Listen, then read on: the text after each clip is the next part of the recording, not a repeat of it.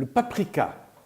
Alors le paprika, c'est un piment de très très belle couleur qui existe en deux versions. La version douce et la version forte.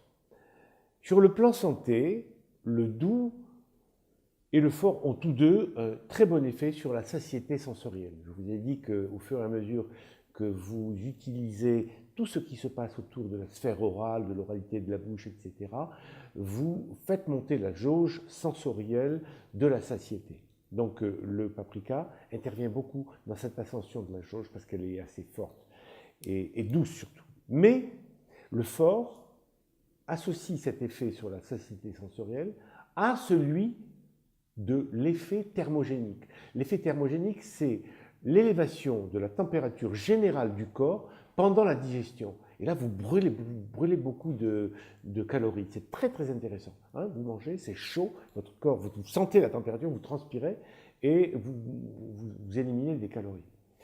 Alors, le paprika donne du peps à votre alimentation. Elle donne de la saveur, de la vitalité. Hein.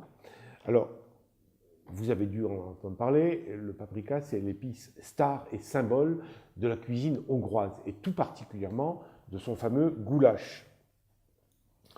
Moi, je vous conseille de l'essayer, le goulash.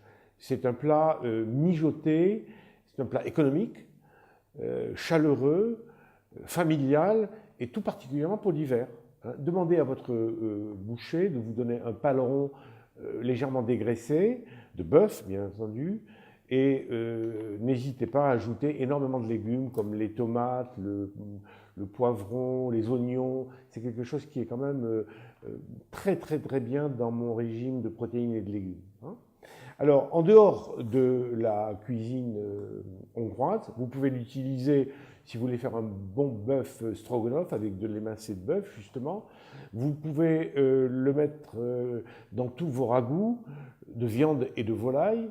Vous pouvez l'utiliser avec un saumon mariné au curry au paprika. Ça change un peu des épices nordiques. Si vous faites un flan au crabe, vous aurez de la très très bonne saveur parce que le crabe c'est un peu fade. C'est une très très bonne texture de bouche, mais c'est un peu fade. Rehaussez aussi votre ratatouille avec du paprika. Et puis essayez-le dans un plat qui est peut-être mon préféré, c'est une poêlée d'endives et de champignons, curry et paprika. Voilà.